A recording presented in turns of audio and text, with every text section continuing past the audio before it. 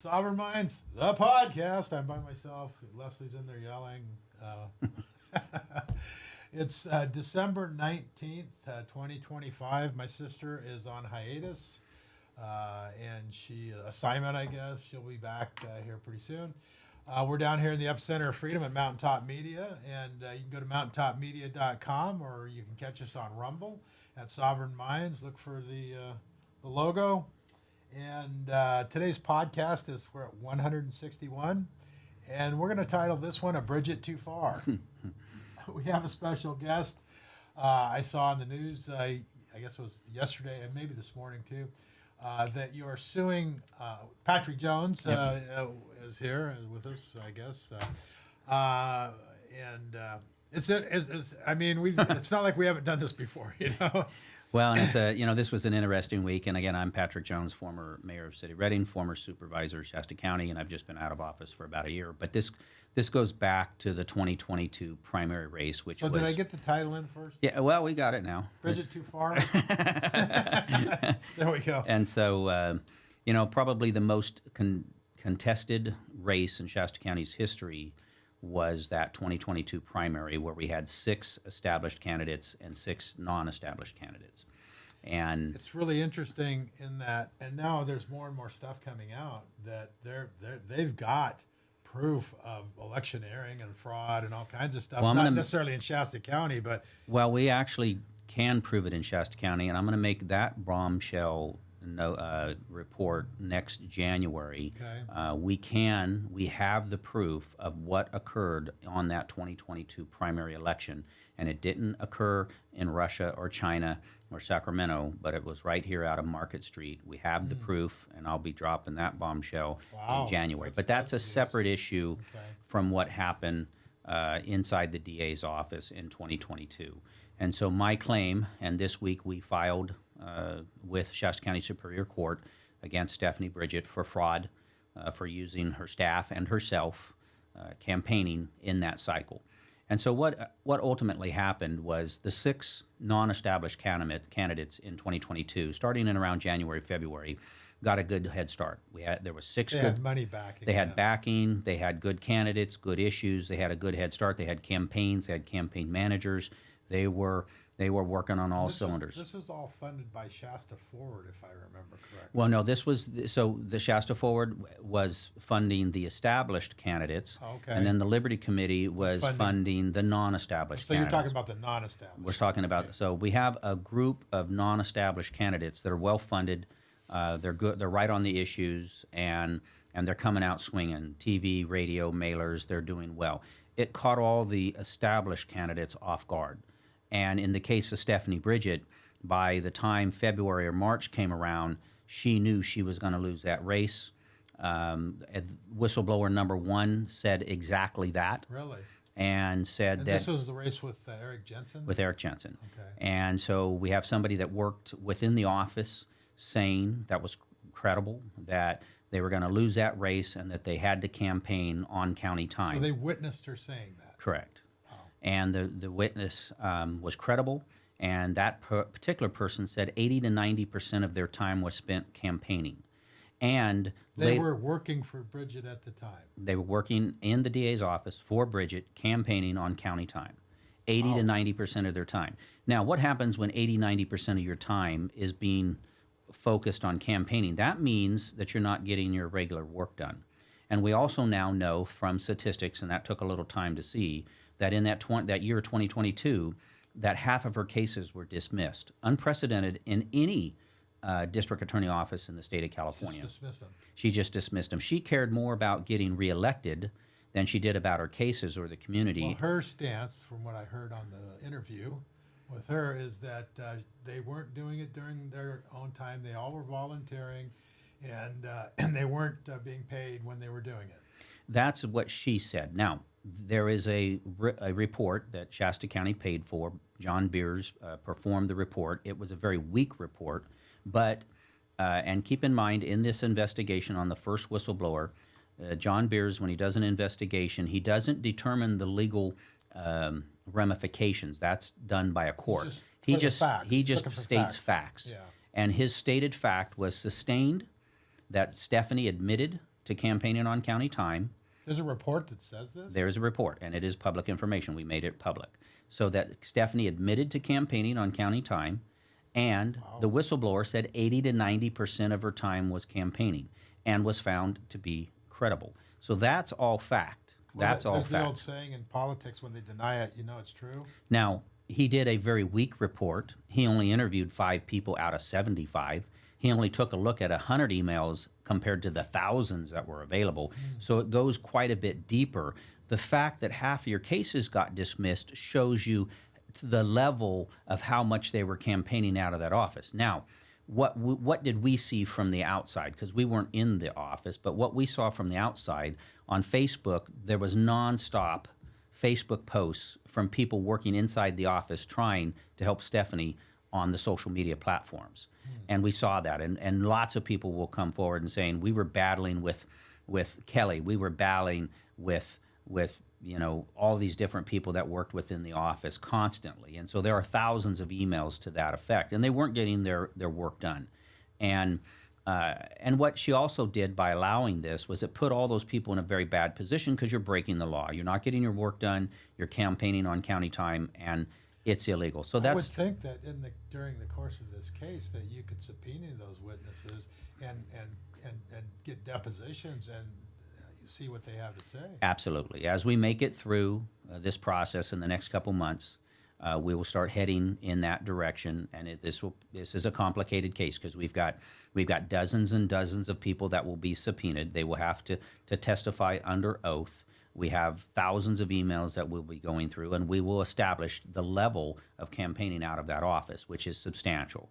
And so it will be proven. So there's going to be a lengthy discovery process. Correct. Lengthy discovery and a lot of information there. And we will prove without a shadow of a doubt that they were campaigning out of that office because they were desperate, they were going to lose, and there was a rumor, an incorrect rumor, that if Eric Jensen won, he was going to fire everybody, which one, you can't do that anyways. Right. But the fact does remain that the office would change. When Stephanie came into office, half of her staff quit because you have political differences, and that's fairly common.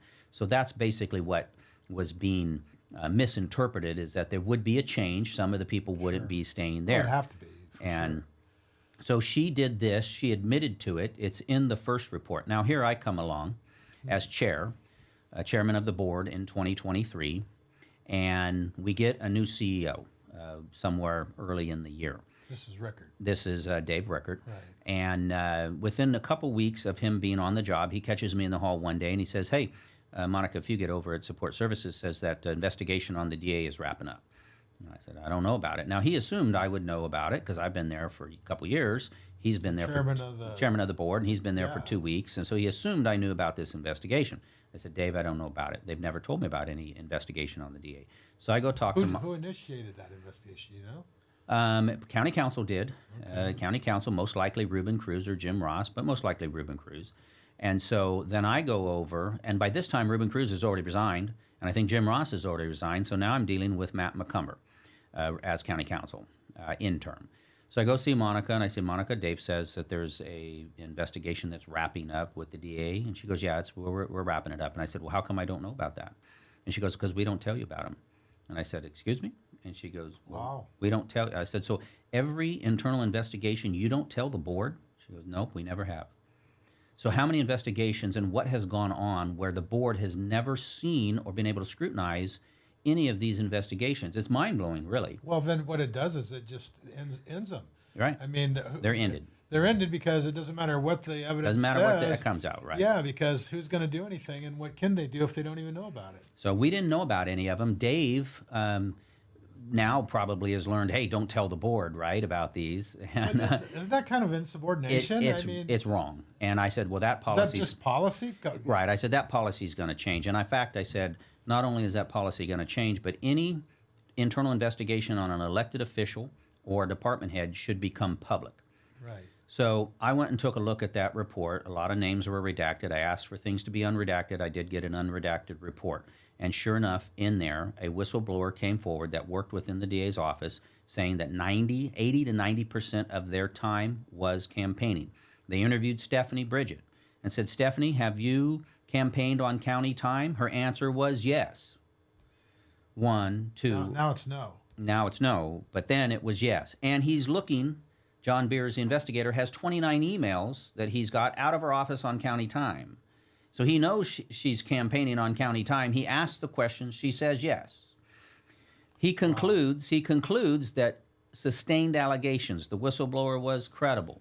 Stephanie has admitted to defrauding the public, but he said it was de minimis, meaning minimal. Well, if it's 80-90%, that's not de minimis. That is not de minimis, and he's only looking at a few emails instead of the 1,000.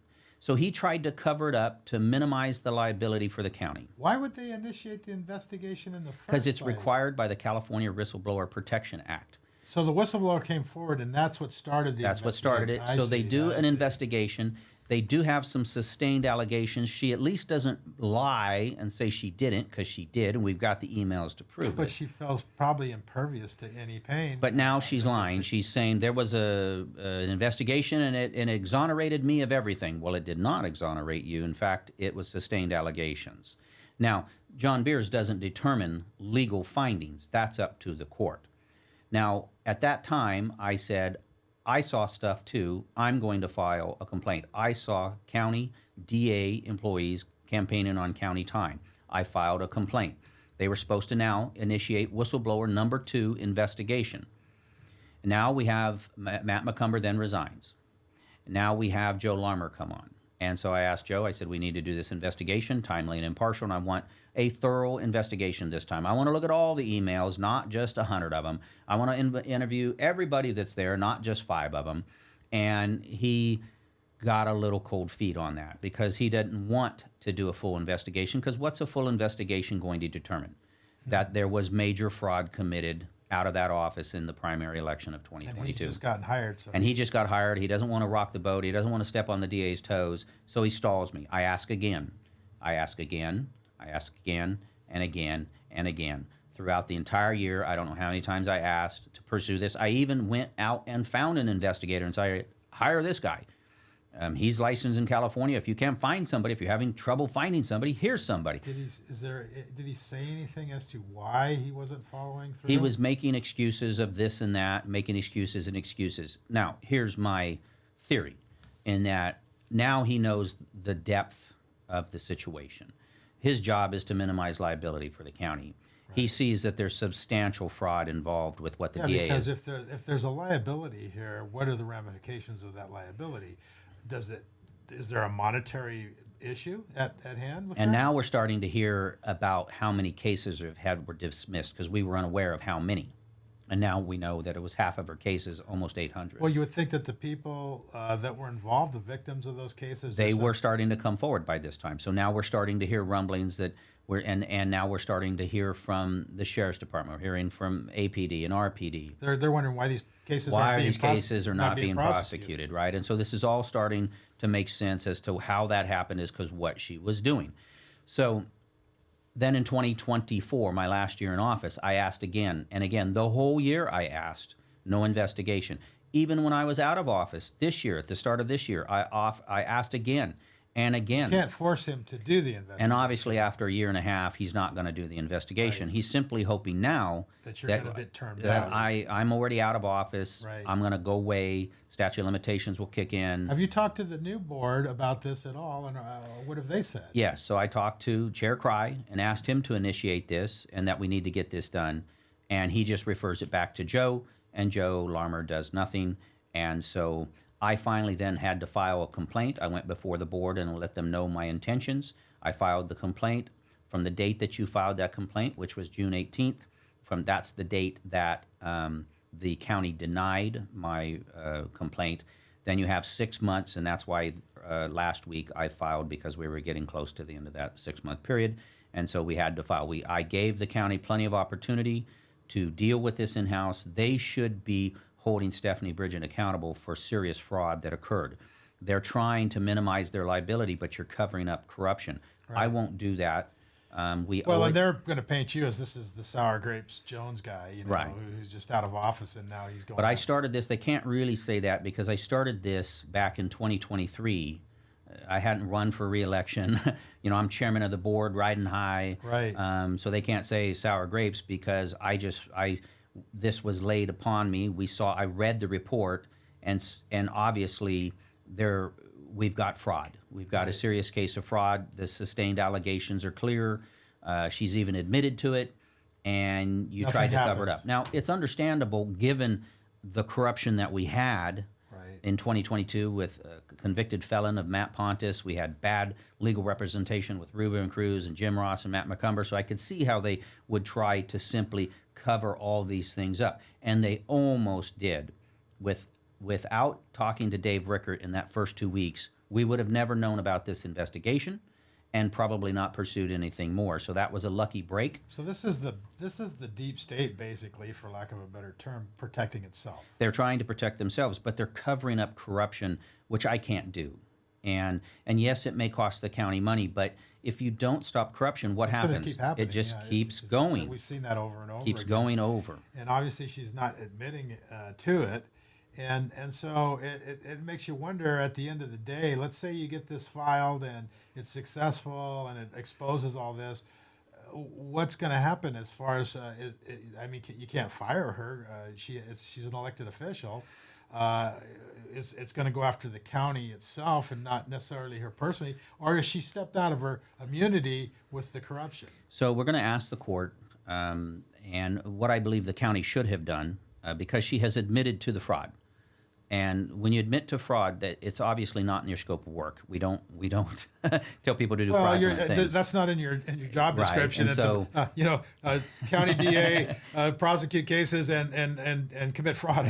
And so she has unlimited immunity with deciding on what cases to prosecute or not.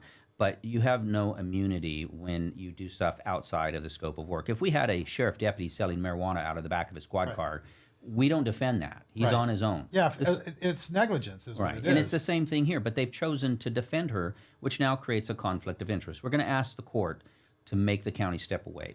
If they grant that, and they should, I'm hoping they will. Then she's going to be defending herself. Now she has to defend herself. This will hit her in the pocketbook, which it should, and it should take the taxpayers out of the equation. Our ultimate goal here, my goal, is to get her to step down. If those things occur and she has to defend herself, she's going to be more likely to settle this and step down, because that's our goal. We need a good DA. Well, we don't have a good DA at this point because, we've seen time and time again how she favors the political left over anybody on the right, prosecutes people on the right and doesn't prosecute people on the left to get away with things. She doesn't file charges. And that's not just me speaking as a conservative. I've heard this from a lot of people all over the county on a lot of different types of crimes and There's issues. a lot of other issues. This is one that I'm taking to court, but there are a lot of issues. The Brady violations, that's a whole separate issue. It's just a very bad department, and she does play favors. We've seen that time and time again. It's just run very badly. We've seen intimidation. We saw where she sent deputy DAs over to proponents of the recall of Leonard Modi and threatened to put them in jail and take their kids away from them. We knew all about that because we were directly in contact with those people. We were there. In fact, I called her that day within 5 minutes of those deputy DAs trying to intimidate people collecting signatures. I called her and warned her that's illegal. And I said, I'd like to file a complaint. She says, we don't have a complaint form. And I said, you should make one. She said, duly noted, click, and she hung up. That's Stephanie Bridgett. Right. That's her mentality. She's above the law, basically, is what she thinks. What she was doing, she personally sent those 2 deputy DAs out to harass people that were involved in a signature gathering campaign against Leonard Modi because they were friends. Well, there's a clique. Right. And there seems to be a clique. And I find interesting in that last election that we are in a 70% at the last election count, conservative county. Okay, and every one of the seats that was taken by a Democrat that counted. The school board, the DA, the sheriff. It just all of them. Well, we know our elections have not been fair. There's a cycle of cheating and not cheating. This last cycle looks pretty good. It looks like Clint Curtis was able to hold off the cheat. They're going to want to cheat in this next June primary. There's some races, there's some supervisor races, an ROV race that they're going to want to cheat. The difference is now you've got an ROV that's going to be looking at every single aspect, and he's not going to certify a fraudulent election. Right. Now, the Secretary of State knows that, so all the players kind of know the deal, and we know their cycle of cheating and not cheating. Now the question is, can we hold them off so we can have an actual fair election? This last cycle, what we saw was the first drop of ballots, the same as the ballots that came in after Election Day. The percentage was within 1%. And you don't see that in every other cycle. You see massive, big drops for the liberals at the beginning. Clearly fraudulent. Right. They're cheating. And it's obvious that we don't have fair elections. How long it's been going on, who knows? Certainly from the electronic age. There could be hope on the horizon, too. I mean, I think Trump has got some big stuff coming in as far as ID and proof of citizenship, and I think that's going to be implemented at the upper level. They can't necessarily do it at the lower levels, but I was listening to somebody, I'm trying to think who was talking about how they're, it was General Flynn yesterday, talking about how they have to do it at the precinct level. So we're probably getting a little far afield, and you've got a bombshell that you need we have more wait information on elections, but this is somewhat involved in election fraud, because when you use your campaign, when you use your county staff to campaign, you could be altering the outcome of an election. And one could say that is election fraud in and of itself, as to what Stephanie Bridgett did by using taxpayers' money to run her campaign out of the office, changed the outcome of an election. So there is that component as well. Well, there's also a fear factor too. I mean, we've seen the lawfare. I mean, I'm not going to bring up the Sabata case and rehash that, but we've seen the lawfare where the process is the punishment, and people have been afraid of the DA of not filing charges against people that deserved it. Now, this investigation that occurred by John Beers, he's just one of several investigators that the county hires. They hire specific investigators that have a unique set of talents that deliver what the county needs or the city needs. Right. If they didn't like what you do, you're not going to get the job again. And so you tend to deliver what they want. Here's where we're at. Here's where we want to be. Fill in the middle. Yeah. And they do that. We've seen that. They're not thorough because they don't want to be thorough. Right. They don't want to get to the truth. Maybe in court we will get to the truth as to how deep If you this can get goes. enough records subpoenaed and witness testimony and like you say, all the emails, and I don't know what all records you would need, but I mean, that's what you're going to have to prove it. And then what about a judge? You know, I mean, that's another issue. Another issue. Now, this investigation that we made public, that we learned about, that there was an investigation on the DA, it's the only investigation in 2023, 2024, or 2025 that's been made public. Nothing else. How could we find out if there's been any other investigations? Well, how many? Where? Right. Who's been investigated? Access to the reports. I would have think that That's the only one. And again, it's because we had a brand new CEO that probably didn't know the deal. Yeah, didn't know you're supposed to keep your mouth shut. Supposed to not to include the elected officials in seeing these things. But that's so contrary to the whole system, the way it's supposed to work.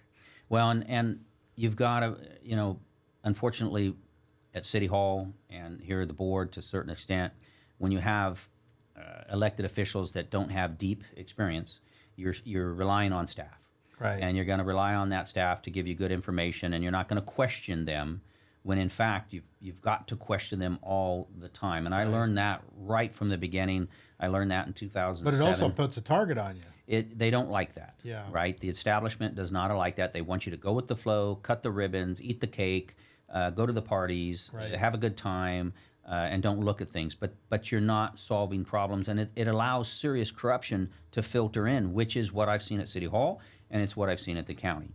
And here it just happens to go all the way up to the top, to the DA. And, I didn't start off wanting to do this. This wasn't my mission in life to take on the DA. But not a lot of people did want to do this. Who would want to? That's a very powerful position, and there can be some retaliation. We've already seen what she's attempted to do with other people. I got an FPPC complaint, and they fined me the maximum amount, $10,000 for these two. Yeah, I kind of know about that one a little bit myself. Minor offenses. Yeah, right. And when I asked who initiated this complaint, this was just in our normal scope of business. Right. Really. So they have friends in places that friends all over, that right? can make your life miserable. luckily, I've been saving a lot of money, and I can handle such things. So, but that's the level that I think these people play. We have to hold them accountable, and I'm lucky to have my attorney. He's one of the few that is sticking his neck out on this, because most of them don't want to deal with it, and so he's doing the honorable thing, putting his job, his livelihood up on the line to hold a person accountable. And I challenge everybody in the DA's office. I challenge every one of them to a polygraph test. I'll take it, and I'll challenge every single one of them right now, take that test. If you were involved, if you were in that office in 2022, take that test. Let's see if you pass. Every person that I've ever asked to take a polygraph to this date has not done so. Wonder why. I've done it. I don't know. I mean, God, whatever happened to right and wrong? Well, yeah, but we all saw what was occurring. We all saw it. We didn't know the level. We saw people from our office in the boardroom. We saw people at all these different debates. Even Eric Jensen brought it up at one of his debates, said, if you're here from the DA's office, raise your hand. And, yeah, I remember that. I was there, and then half the crowd stands up and say, they're basically working for Stephanie. Gee, They haven't got a dog in the hunt, and they shouldn't even have been at one of those meetings. I wouldn't think. I guess they're private citizens too, and they have a right to do whatever. We just thought, okay, they're on their own time, they're clocking off, right? It's no big deal. But then when we see the level of cases dismissed, it's like, okay, no, these guys weren't getting their work done. But when the DA's using leverage, because if your job depends on her performance review or whatever. To say that these people acted, what she'll attempt in the end to say is, these people acting independent. I didn't force them to do anything. They love me. Right. They did this on their own, and I didn't even know about it. Right. I didn't even know. I see them working on their computer. I don't know what they're doing. The emails, subpoenas, witness testimony, depositions. We already have 29 emails from her on county time checking on invoices for campaigning, mailing, various things like that. And that was just the tip of the iceberg, because John Breers wasn't going to do a full investigation, but he got enough to start But you showing, should be able to use that as a springboard into most of the information, I would think. There's a lot of information, and we're gonna have that information. We already have even a lot more that everybody's going to be privy to. So it's going to be pretty obvious once we paint this picture as to what she did. Whether we get justice in the court, who knows? Yeah. Will the board maybe at least expose it? Will the board get smart and not indemnify her because of her fraudulent activity and her theft of funds? It's kind of funny that it's a theft of public funds in essence, and they're going to spend public funds to defend her for theft of public funds. Yeah, because they're not really getting paid to campaign. They're getting paid to prosecute crimes. Right. And we're not saying that everything out of the DA's office is bad, but you don't overlook, even where there may be some good, you can't overlook fraud. Well, it's kind of like Al Capone in Chicago. They said he was a nice guy because he went around giving everybody big tips. Right. But I guess you just overlook the fact that... You overlook that, right? Yeah, exactly. Yeah. Bethel comes around, gives $10,000 checks out all the time during COVID. So they're good guys, right? But it's a way to influence visibility about how the organization is, right? And typically there's other things going on, right? And so here this fraud that occurred, it was in 2022. It affected the 21, 22, and 23 cycle as far as people being prosecuted. What about all those people that didn't get justice? All those families that were affected. Right. There's a lot of people there that will come forward. And that perpetuates criminal activity, because if nobody ever goes to jail or gets prosecuted, I mean, what's to stop them? I've heard rumblings that she's also been funded by Soros, and I don't want to necessarily bring that up to muddy the water here, but we've seen it over and over again that it's coming out with proof in a lot of different places. That these DAs are being backed by Soros-funded stuff so that they stay in power, especially in conservative areas. Or we've seen it across the board, this lawfare going on, and I think that might be part of the issue as well. Well, and it was kind of shocking to see, what groups were supporting what. Just like with this sales tax, you saw what group was supporting what, and all the powerful groups in town kind of sticking together, helping each other, and as if we're not taxed enough. I fought that. I spent some of my own money to try to defeat this sales tax increase, and you saw people coming forward. And then, of course, they try to give a little to the sheriff's department to keep those people happy, to get more votes, and a lot going on. But, now that we have a case filed, I'm sure the County will come in and try to get it dismissed from some technicality. If we can make it through that, we should be on our way, and then eventually we'll have a jury trial, and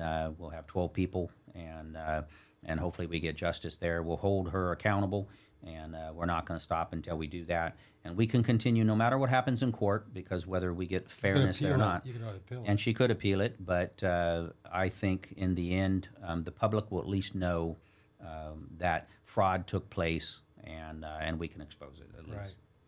Well, unless you got something else, I can't think of anything. I mean, we want to keep abreast of the situation. So as this is an ongoing developing story. Yeah, and I'll come back and we'll talk about it, and then I'll probably be back in January to talk about an election scandal that happened in Shasta County in that same cycle.